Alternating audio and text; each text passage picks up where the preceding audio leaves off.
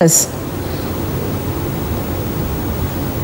Precisely so, actually, disappointment from residents here in Kisumu because of that announcement of President Uhuru Kenyatta as president-elect from this repeat election. Of course, residents, immediately that announcement was made, Kisumu burst into protest, residents protesting, and the epicenter of Kisumu and the heart of it actually being in Kondele, which has become synonymous to protest here in Kisumu town.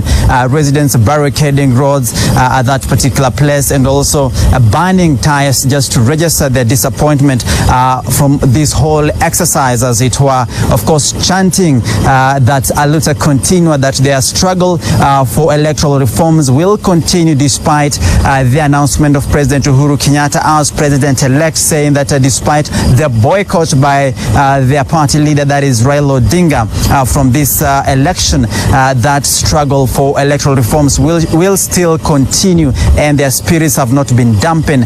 Of course, these are scenes that happened later on this evening, but of big concern really to them is the announcement by NASA presidential candidate and opposition chief Raila Odinga that was supposed to happen today, but of course a communication from his team says that he will be making that big announcement tomorrow. Of course, this is the announcement that residents here await to actually now know what they will be doing next, what will be their next course of action. Of course, today during their protest, of course, security operators decided to stay away, and as such, there were no violent confrontation as the previous demonstrations that we've witnessed here in Kisumu town. Of course, security operators here has been indicted heavily with a report from the Amnesty International criticizing security officers for using brutal force on demonstrators,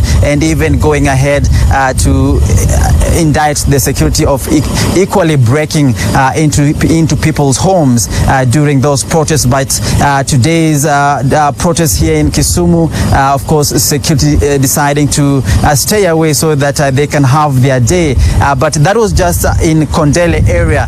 The better part of Kisumu town was actually peaceful. A little bit of tension here and there because earlier on when the announcement was going on, businesses in Kibuya market were closing, or rather businessmen and women closing down their shops and actually packing their wares, uncertain of what was going to happen next. But of course, there was no destruction of property, just a group of youth angered by the turn of events as it were, and now turning and pouring onto the streets, burning of tires and barricading of roads, just to register their disappointment of the events as they happened here today. And